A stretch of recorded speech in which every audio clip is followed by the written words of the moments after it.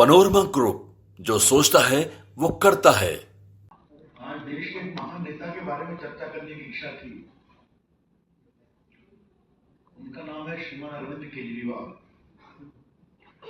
देश को बदलने का ख्वाब लेकर के आए थे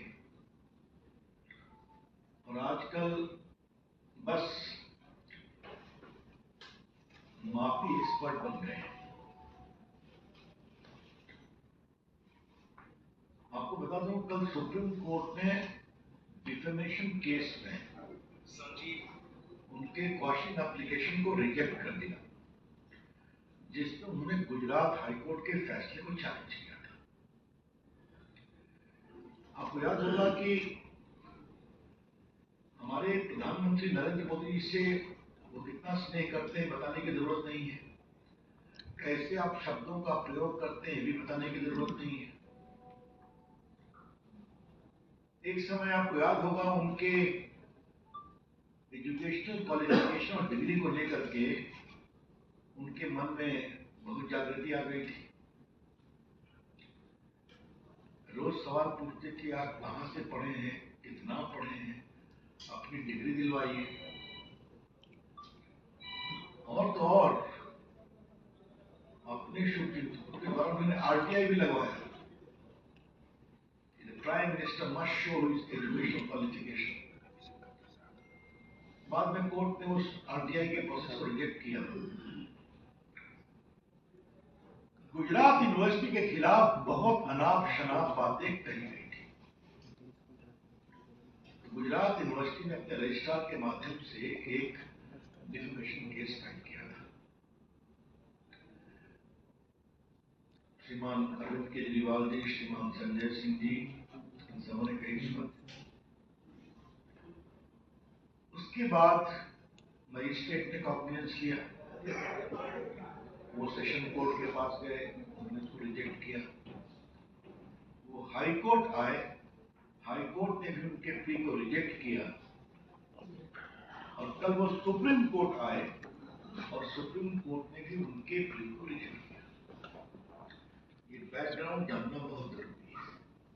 मजिस्ट्रेट कोर्ट ने कॉग्निजेंस लिया, समन किया, वो सेशन कोर्ट गए, सेशन कोर्ट ने रिजेक्ट किया, हाई कोर्ट गए, हाई कोर्ट ने रिजेक्ट किया, फिर वो सुप्रीम कोर्ट गए, सुप्रीम कोर्ट ने कल रिजेक्ट कर दिया। इसके पहले संजय सिंह के भी प्ली को सुप्रीम कोर्ट ने रिजेक्ट किया।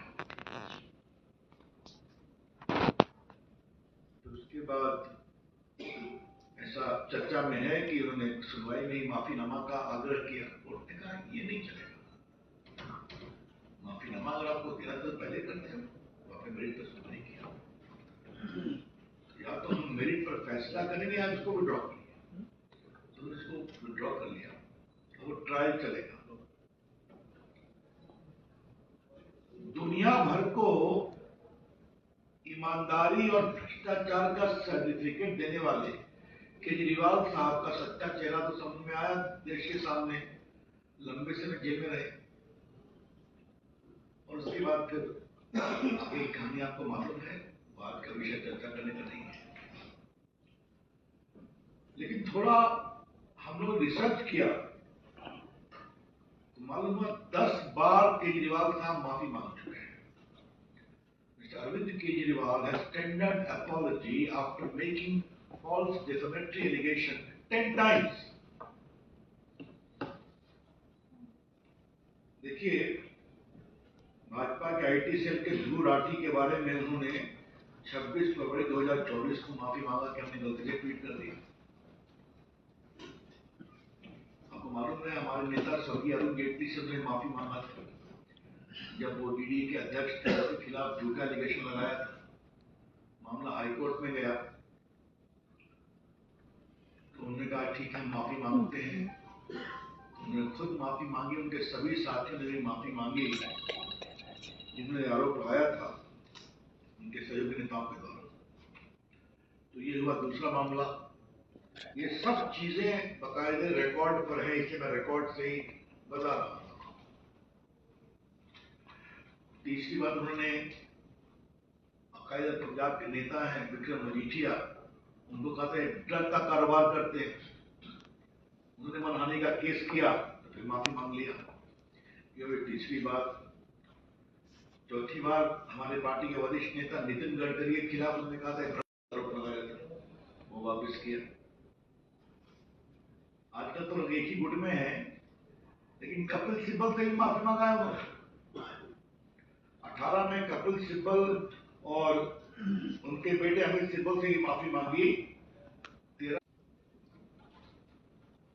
The entire conduct, utterance of Arvind Kejriwal is utterly irresponsible as far as Prime Minister Modi is concerned. आप उनका आलोचना करिए, आपका अधिकार है, आप उनसे लड़ चुके हैं इलेक्शन, काशी में हार भी चुके हैं, दिल्ली में हारे हैं आप लोकसभा के चुनाव में। आगे देखिए क्या होता है, जनता तैयार बैठी है बदलने के लिए।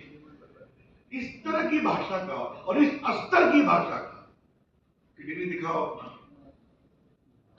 और उसके माध्यम से यूनिवर्सिटी को भी मानहानि के शब्दों में कंडेम करना, ये बहुत दुर्भाग्यपूर्ण है। बीजेपी इसको बहुत ही कंडेम करती है। The BJP condemn this kind of utterances.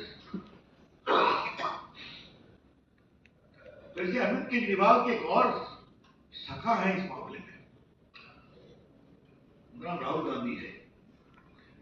एक बार राहुल गांधी की विगिनती करेंगे संजय, कितना डिफेमेशन केस हुआ है उनके खिलाफ चल रहा है, कुछ भी बोल देते हैं, डिफेमेशन होता है। आपको याद होगा कि उनको सुप्रीम कोर्ट में माफी मांगा उन्होंने। देश की राजनीति में आलोचना का अधिकार है, देश की राजनीति में विरोध का अधिकार है, लेकिन देश की राजनीति में झूठे मर्यादा विहीन आरोप लगाने का अधिकार नहीं है। You can criticize, you can oppose, but if you level allegations bereft of standards of probity and propriety, which is defamatory, then suffer the consequences. तो ये थोड़ा विस्तार से बताना जरूरी था। हम लोग भी खामोश थे कि मामला सब जुडिस था। मैंने एक बार सुप्रीम कोर्ट से इसका इतिश्री हो जाए, इसलिए संजय सिंह पर भी हमने टिप्पणी नहीं की थी, क्योंकि इनका मैटर सुप्रीम कोर्ट में पेंडिंग था। अब जब हो गया तो हमको लगा कि ये विषय आपके माध्यम से पार्टी की प्रतिक्रिया जानी चाहिए। हम उम्मीद करते हैं कि केजरीवाल जी थोड़ा अपनी जबान पर लगाम रखेंगे, उम्मीद ही कर सकते हैं। That's all from my side. I'm open to questions now.